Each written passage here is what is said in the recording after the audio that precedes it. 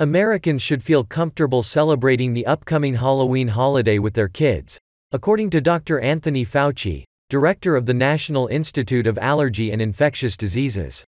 Anthony Fauci offered his approval of the October holiday celebrations on CNN's State of the Union.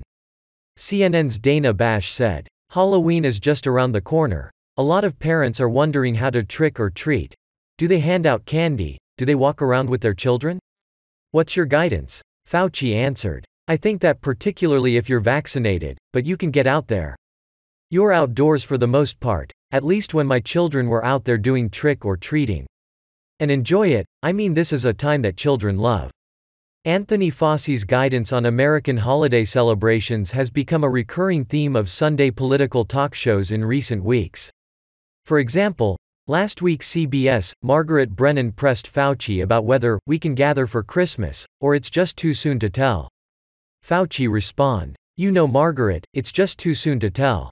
Anthony Fauci later walked back his hesitant answer about Christmas gatherings and told CNN he urged people to enjoy Christmas together after all.